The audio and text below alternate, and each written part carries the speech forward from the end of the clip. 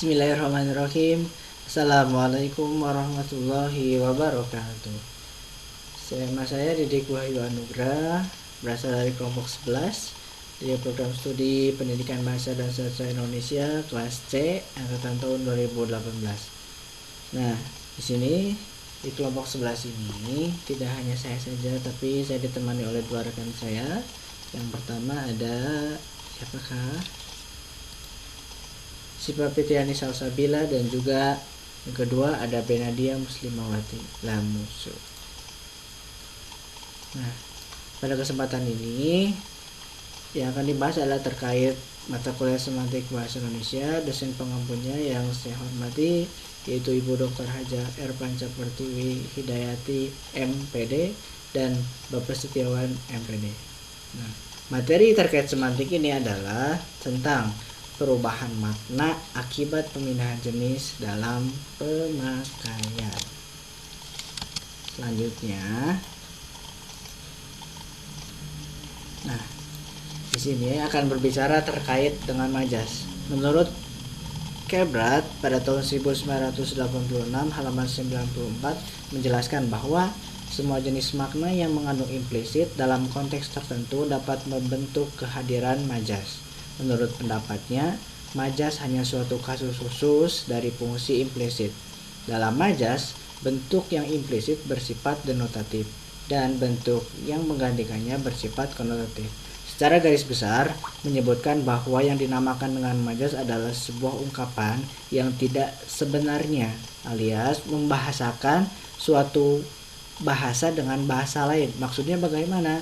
Ketika kita menyebutkan dari suatu bahasa secara konotatif tapi maknanya tetap secara denotatif. Artinya itu adalah sebuah kekayaan, sebuah keragaman dalam bahasa Indonesia atau dalam gaya berbahasa. Selanjutnya, menurut Harimurti Krida Laksana dalam Kamus Linguistik tahun 1982 ada 3 pengertian yang disebutkan oleh beliau. Yang pertama, pemanfaatan atas kekayaan bahasa oleh seseorang dalam bertutur ataupun menulis. Nah, pemanfaatan dari sebuah kekayaan jadi majas ini mengandung sebuah kekayaan atau gaya bahasa yang berevolusi alias selalu berkembang dengan adanya majas. Jadi bahasa semakin kaya dan semakin indah ketika dibaca ataupun didengar. Lalu yang kedua, pemakaian ragam tertentu untuk memperoleh efek-efek tertentu. Ketika kita mendengar kata dirimu adalah kembang desa yang paling cantik, nah tentu akan menimbulkan efek. Efeknya bagaimana? Efek ketika seseorang mendengar ataupun membaca akan bertanya-tanya, ini maknanya apa sebenarnya? Nah, lalu yang ketiga adalah keseluruhan ciri-ciri bahasa sekelompok penulis sastra. Nah, majas ini erat kaitannya dengan karya sastra. Setiap pengarang pasti memiliki gayanya masing-masing dalam menuangkan sebuah bahasa melalui majas-majas yang ada. Jadi dapat disimpulkan bahwa yang dinamakan majas adalah bagian dari gaya bahasa yang digunakan oleh seorang pengarang dalam menyampaikan suatu makna secara implisit dan dituliskan atau dituturkannya secara konotatif. Implisit di sini berarti makna yang tersembunyi. Nah, bahasa yang konotatifnya itu bagaimana? Bahasa yang konotatif di sini otomatis bahasa yang bukan sebenarnya. Perlu digali lagi maknanya seperti apa sesuai dengan konteksnya. Lalu selanjutnya adalah terkait ragam majas. Apakah majas itu beragam? Tentu majas itu sangat banyak sekali ragamnya.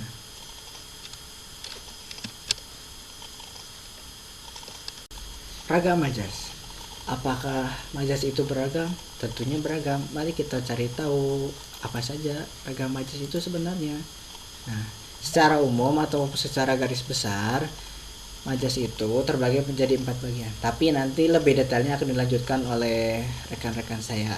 Yang pertama adalah majas perbandingan.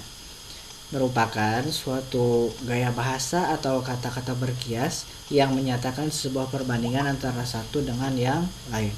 Nah, artinya membandingkan antara hal yang A dan hal yang B. Nah, di situ ada makna, misalnya dia itu sangat rajin, akan tetapi di sisi lain dia mempunyai rasa malas juga misalnya. Jadi yang dibandingkan adalah rasa malas dan juga rasa rajinnya seperti itu. Selanjutnya adalah majas pertentangan, yaitu majas yang cara melukiskan hal apapun dengan mempertentangkan antara hal yang satu dengan hal yang lainnya. Artinya ini dicari sesuatu yang kontradiktifnya, alias yang istilahnya berlawanan, seperti itu. Lalu ada majas pertautan, pengertiannya adalah yang merupakan suatu majas yang cara menjelaskan suatu keadaan dengan mengaitkan hal yang dimaksud dengan lainnya yang memiliki sifat atau berkarakteristik sama ataupun mirip. Nah, jadi dikait-kaitkan antara misalnya hal ini dengan hal yang lain, dikaitkan apa hubungannya, kurang lebih seperti itu. Lalu ada majas perulangan, yaitu majas yang cara melukiskan suatu keadaan dengan cara mengulang-ulang kata, frase atau suatu maksudnya. Jadi ini lebih ke istilahnya kalau dalam bahasa Indonesia adanya redundansi. Tapi redundansi di sini bukan berarti pengulangan yang istilahnya memubazirkan, tapi pengulangan yang menegaskan suatu makna dari suatu pesan yang hendak disampaikan. Seperti itu. Baik, itu saja yang mungkin saya dapat sampaikan. Mohon maaf atas segala kekurangannya. Saya tutup dengan ucapan wassalamualaikum warahmatullahi wabarakatuh. Nanti selanjutnya akan dilanjutkan oleh rekan-rekan saya. Terima kasih. Assalamualaikum warahmatullahi wabarakatuh. Nama saya Syuha Fitria Sasabila dengan NIM 185030107. Di sini saya akan memaparkan materi mengenai majas perbandingan dan majas pertentangan. Majas perbandingan terbagi menjadi 11 macam, yaitu majas perumpamaan, majas metafora, majas personifikasi, majas depersonifikasi, majas alegori, majas antitesis, majas pleonasme, majas tautologi, majas perifrasis, majas antisipasis atau prolepsis, majas koreksio atau eparnotesis. Yang pertama, majas perumpamaan. Majas perumpamaan merupakan sebuah ungkapan gaya bahasa yang menjelaskan makna suatu hal dengan cara membandingkan dengan objek lainnya yang memiliki persamaan atau sifat tertentu. Meskipun kedua hal tersebut sangatlah berbeda dalam hal lainnya. Contohnya, dua anak kembar tersebut laksana pinang dibelah dua. Terlihat ada dua hal yang berbeda, yakni dua anak kembar dan pinang dibelah dua. Lalu ada kata penghubung laksana yang berfungsi untuk membandingkan kedua hal tersebut menjadi lebih jelas maknanya. Yang kedua, majas metafora. Majas metafora adalah ungkapan secara langsung yang bermakna kiasan atau bukan sebenarnya untuk menggambarkan persamaan atau perbandingan suatu objek dengan objek yang lainnya. Contohnya, Joko seorang kutu buku sejati. Frasa kutu buku di sini bukan kutu yang berada di dalam buku, namun kutu buku di sini memiliki makna kiasan, yang artinya orang yang gemar membaca buku.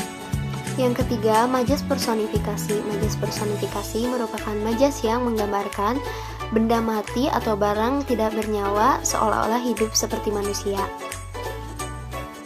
Contohnya, matahari pagi menatapku dengan lembut.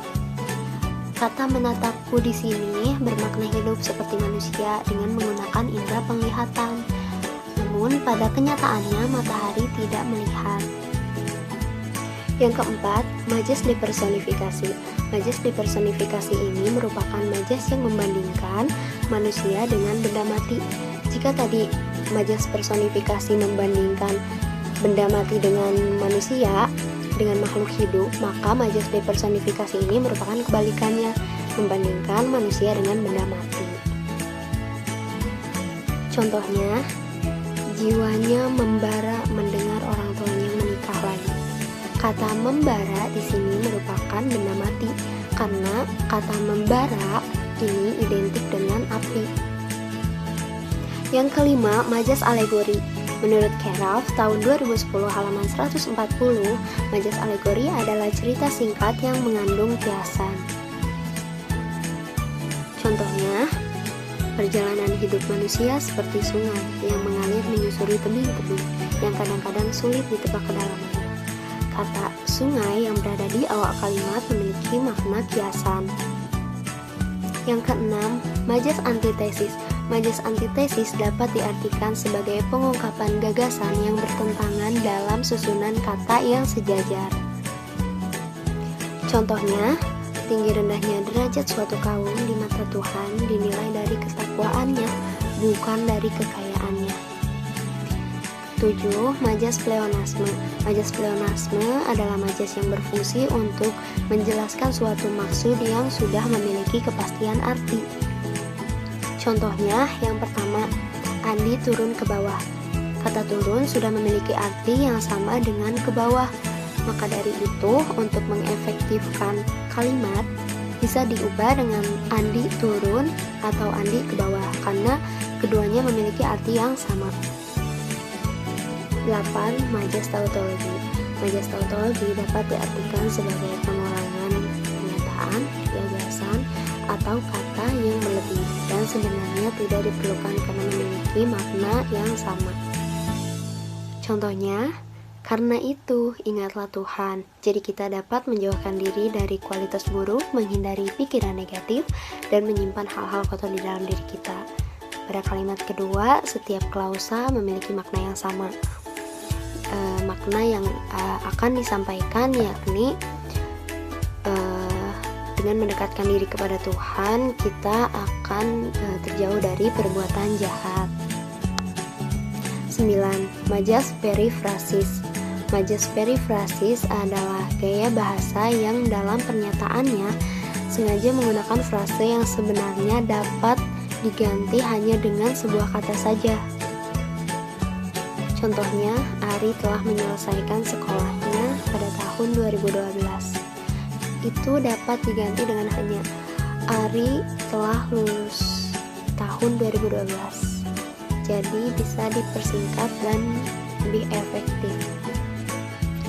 Majas antisipasi atau prolepsis. Antisipasi ialah gaya bahasa yang dalam pernyataannya menggunakan frase pendahuluan yang isinya sebenarnya masih akan dikerjakan atau akan terjadi. Dalam artian, prolepsis adalah majas yang menggunakan kalimat pendahulu tetapi makna sebenarnya akan diketahui belakangan. Contoh kalimatnya yaitu, kami sangat bergembira minggu depan kami memperoleh hadiah dari Bapak Bupati. Majas koreksio atau epanotesis. Majas koreksio atau disebut juga dengan epanotesis adalah sebuah gaya bahasa yang digunakan untuk mempertegas suatu pernyataan dengan cara membuat pernyataan pertama yang kemudian pernyataan tersebut dikoreksi dengan diperbaiki atau diganti dengan pernyataan lain. Contohnya, sekian lama tidak bertemu, mungkin usia anak itu kini sudah 17 tahun atau mungkin 18 tahun. Selanjutnya, majas pertentangan. Majas pertentangan terbagi menjadi 20 jenis, yaitu majas hiperbola, majas litotes, majas ironi, majas oksimoron, majas paronomasia, majas paralipsis, majas ligma dan silepsis, majas innuendo, majas satire, majas antifrasis, majas paradoks, majas klimaks, majas antiklimaks, majas apostrof, majas anastrof atau infeksi, majas apofasis atau preterisio,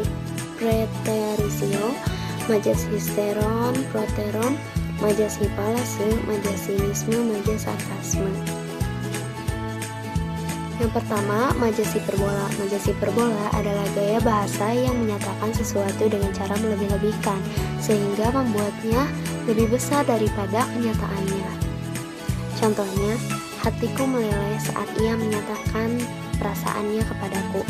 Ungkapan hatiku meleleh di sini merupakan ungkapan hiperbola, sehingga terkesan lebih dramatis. Tentunya secara realistis hati itu tidak bisa meleleh. Nah, sifat leleh di sini merupakan ungkapan dari majas hiperbola. 2. Majas litotes. majas litotes merupakan salah satu jenis majas atau gaya bahasa yang mengungkapkan perkataan dengan rendah hati dan lemah lembut. Ada beberapa contoh kalimatnya. Yang pertama, aku tidak pantas jika dibandingkan dengan dia yang sempurna. Yang kedua, pakaian rombeng ini sering kupakai sehari-hari. Jadi dia berbicara dengan rendah hati dan lemah lembut.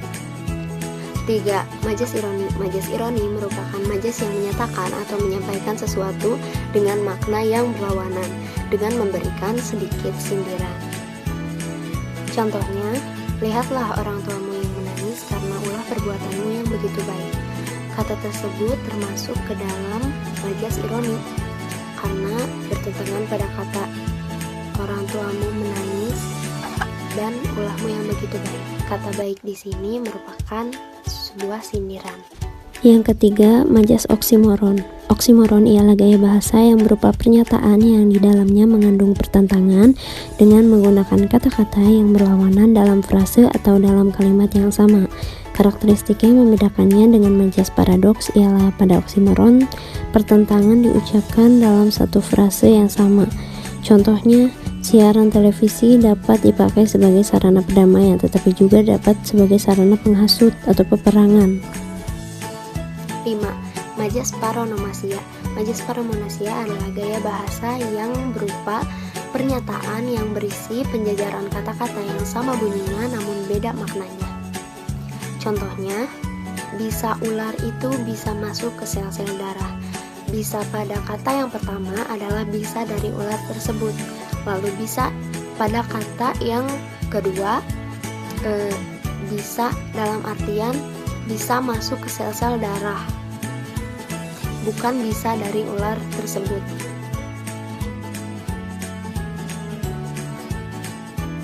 8.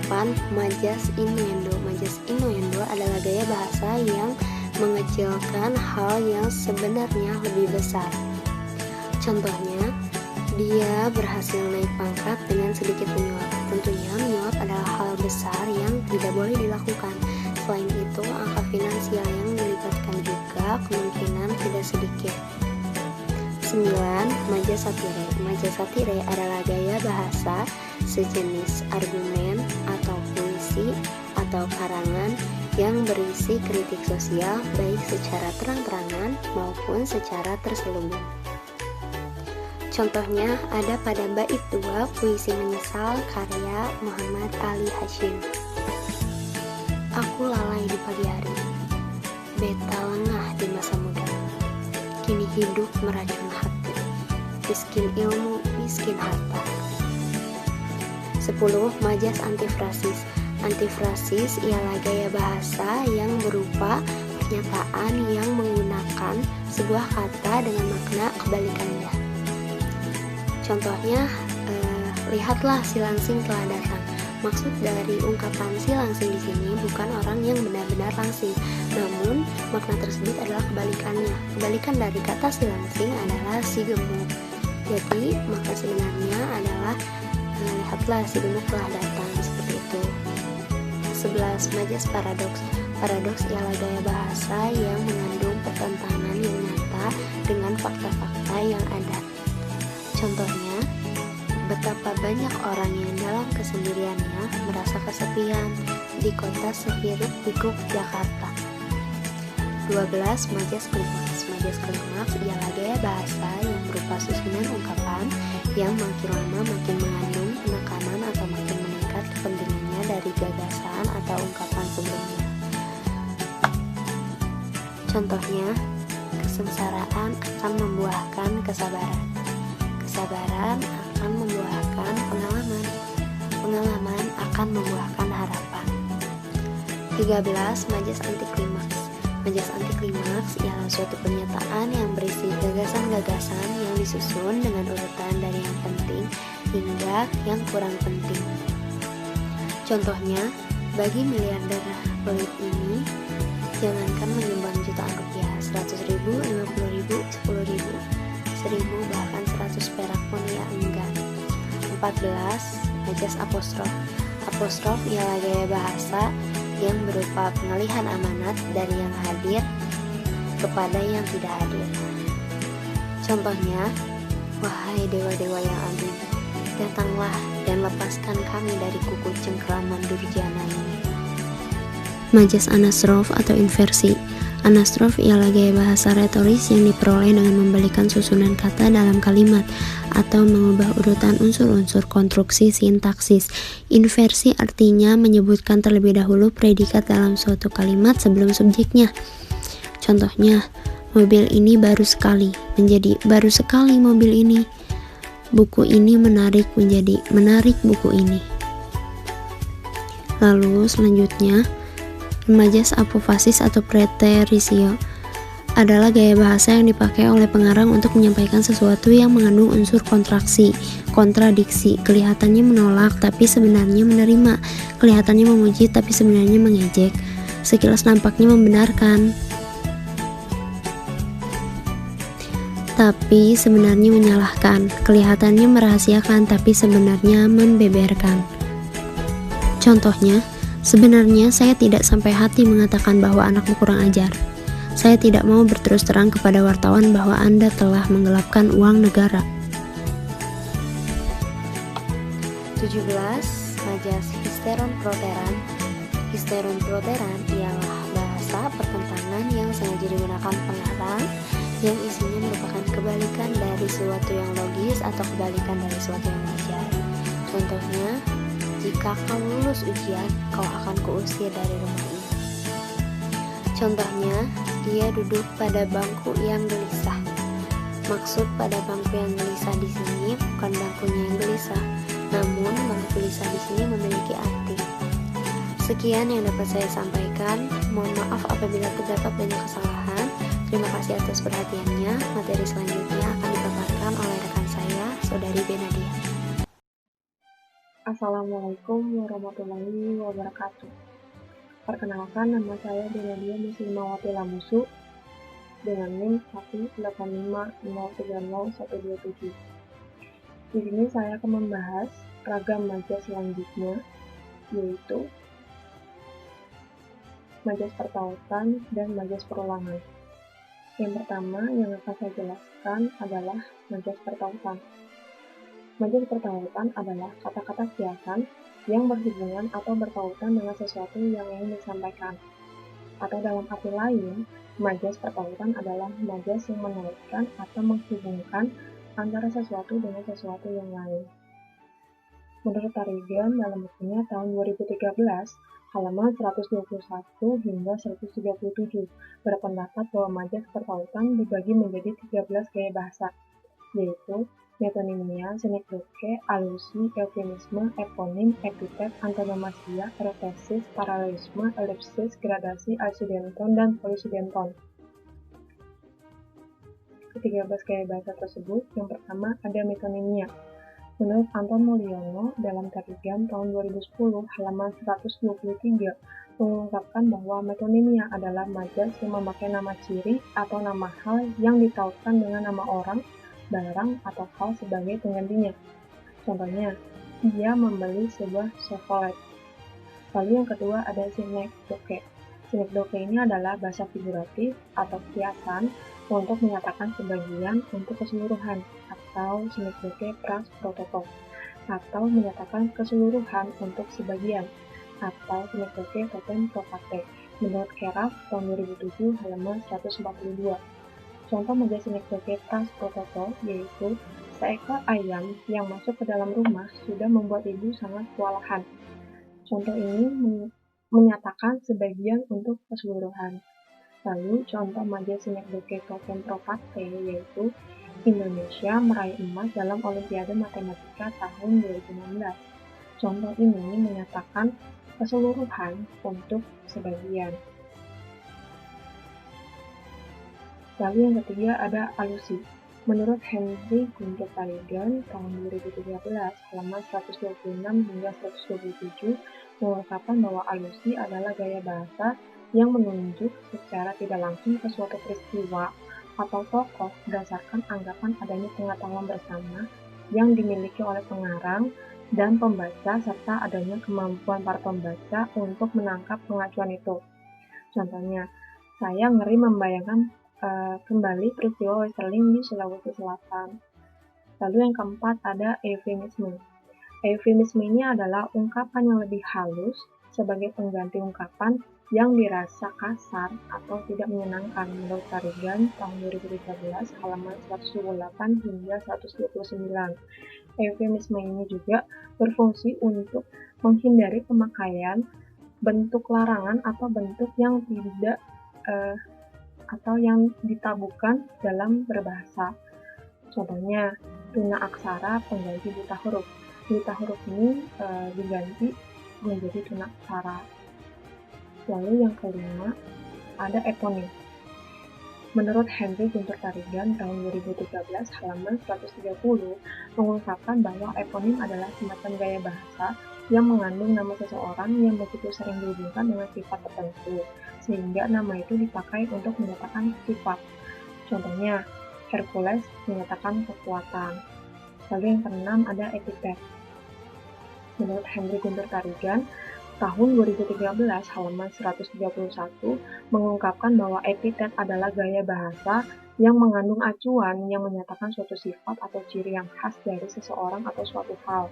Contohnya, lonceng pagi bersaut-sautan di desa terpencil ini menyongsong mentari bersinar. Lonceng pagi ini berarti ayam jantan. Lalu yang ketujuh ada antonomasia. Antonomasia ini adalah gaya bahasa yang merupakan penggunaan gelar resmi atau jabatan sebagai pengganti nama diri. Menurut Tarigan tahun 2013 halaman 132. Contohnya, rakyat mengharapkan agar yang mulia dapat menghadiri upacara itu. Lalu yang kedelapan ada erotesis. Erotesis ini adalah sejenis gaya bahasa yang berupa pertanyaan yang digunakan dalam tulisan atau pidato yang bertujuan untuk mencapai efek yang lebih mendalam dan penekanan yang wajar dan sama sekali tidak menuntut suatu jawaban. Menurut Tarigan tahun 2013 halaman 134. Contoh, para guru kah yang harus menanggung akibat semua kegagalan dan kemerosotan pendidikan di tanah air tercinta ini? Lalu yang ke-9 ada paralelisme. Paralelisme ini adalah semacam gaya bahasa yang berusaha mencapai kesejajaran dalam pemakaian kata-kata atau fase-fase yang menduduki fungsi yang sama dalam bentuk gramatikal yang sama. Menurut Tarigan tahun 2013 halaman 136. Contohnya, baik kaum pria maupun kaum wanita mempunyai hak dan kewajiban yang sama secara hukum. Lalu yang ke-10 ada elipsis. Elipsis adalah gaya bahasa yang di dalamnya dilaksanakan penanggalan atau penghilangan kata atau kata-kata yang memenuhi bentuk kalimat berdasarkan tata bahasa. Menurut Tarigan tahun 2013 halaman 138. Contohnya, mereka ke Jakarta minggu yang lalu. Terdapat penghilangan predikat yaitu pergi ataupun berangkat. Lalu yang ke-11 ada gradasi. Gradasi adalah gaya bahasa yang mengandung suatu rangkaian atau urutan kata atau istilah secara sintaksis bersamaan yang mempunyai satu atau beberapa ciri-ciri semantik secara umum dan ada diantaranya paling sedikit satu ciri diulang-ulang dengan perubahan-perubahan bersifat kuantitatif. Menurut Tarigan tahun 2013 halaman 140. Contoh, kami berjuang dengan tekad. Tekad harus maju.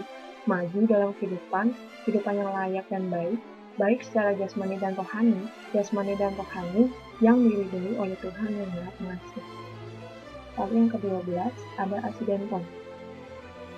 Asidenton adalah semacam gaya bahasa yang berupa acuan padat dan mampat di mana beberapa kata, frase, atau klausa yang sederajat tidak dihubungkan dengan kata sambung. Menurut Tarigan tahun 2013 halaman 142. Contohnya, ayah, ibu, anak merupakan inti satu keluarga. Lalu yang terakhir atau yang ke-13 ada polisidenton. Polisidenton ini adalah suatu gaya bahasa yang merupakan kebalikan dari asidenton. Menurut Tarigan tahun 2013 halaman 143 hingga 144. Contohnya, polisi menangkap Pak Oga beserta istrinya, beserta anak-anaknya, beserta pembantunya dan membawanya ke penjara. Jika tadi saya membahas majas perkosaan, maka selanjutnya saya akan membahas majas perulangan. Perulangan atau repetisi adalah gaya bahasa yang mengandung perulangan bunyi, suku kata, frasa, ataupun kalimat yang dianggap penting untuk memberi tekanan dalam sebuah konteks yang sesuai. Menurut Tarigan dalam bukunya tahun 2013 halaman 175. Atau dalam arti lain, majas perulangan adalah majas yang mengulang suatu kata atau kalimat untuk menyatakan penegasan agar dapat meningkatkan suatu kesan dan pengaruh terhadap pendengarnya. Ada 12 majas yang termasuk ke dalam gaya bahasa perulangan, yaitu aliterasi, asonansi, antonoklasis, kiasmus, epigenesis, autotes, anafora, epstrofora, simploke, mesodiplosis, epanalepsis, dan anadiplosis. Yang pertama ada aliterasi. Aliterasi adalah sejenis gaya bahasa yang memanfaatkan purwakanti atau pemakaian kata-kata yang permulaannya sama bunyinya. Menurut Tarigan tahun 2013 halaman 175. Contohnya, takut titik lalu tumpah. Lalu yang kedua ada asonansi. Asonansi adalah semacam gaya bahasa yang berwujud perulangan jenis vokal yang sama. Biasanya dipakai dalam karya puisi ataupun dalam prosa untuk memperoleh efek penekanan atau sekedar keindahan. Menurut Keras tahun 2007 halaman 130. Contohnya, ini luka, penuh luka, siapa yang punya? Lalu yang ketiga, antanaklasis. Antanaklasis ini adalah sejenis gaya bahasa repetisi yang berwujud perulangan kata yang sama bunyi dengan makna yang berbeda. Menurut Joko dan Todorov melalui Tarigan tahun 2013 halaman 179. Contohnya, saya selalu membawa buah tangan buat buah hati saya kalau saya pulang dari luar kota. Lalu yang keempat adalah kiasmus. Kiasmus adalah gaya bahasa yang terdiri dari dua bagian, baik frasa maupun klausa, yang sifatnya berimbang dan dipertentangkan satu sama lain. Tetapi susunan frasa atau klausanya itu terbalik bila dengan frasa atau klausa lainnya. Menurut Keras tahun 2007 halaman 132. Selanjutnya, yang kelima ada epizeukis. Epizeukis ini merupakan gaya bahasa repetisi yang bersifat langsung. Artinya, kata yang ditekankan atau dipentingkan ini diulang beberapa kali berturut-turut. Menurut Keras tahun 2007 halaman 127. Contohnya, kita harus bekerja, sekali lagi bekerja untuk mengejar semua ketinggalan kita. Lalu yang keenam ada tautotes. Tautotes ini merupakan repetisi atas sebuah kata berulang-ulang dalam sebuah konstruksi. Menurut Keras tahun 2007 halaman 127. Contohnya, kau menuduhku, aku menuduh kau dan aku menuduh terus. Lalu yang ketujuh ada anafora. Anafora merupakan salah satu penyiasatan struktur sintaksis yang berbasis pada bentuk repetisi. Menurut Surgiantoro tahun 2014 halaman 256. Contohnya, kasih ibu panjang masa, kasih ibu hingga akhir hayatnya, kasih ibu tiada akhir. Lalu yang ke-8 ada epistrofora. Epistrofora ini merupakan gaya bahasa repetisi yang berwujud perulangan kata atau frasa pada akhir baris atau kalimat berurutan. Menurut Keras tahun 2007 halaman 128. Contohnya, bumi yang kau diami, laut yang kau layari adalah puisi. Udara yang kau hirupi, air yang kau teduki adalah puisi. Kebun yang kau tanami, bukit yang kau gunuli adalah puisi. Gubuk yang kau ratapi, gedung yang kau tinggali adalah puisi. Lalu, yang ke-9 ada simploke. Simploke adalah gaya bahasa repetisi pada awal dan akhir beberapa baris atau kalimat berturut-turut.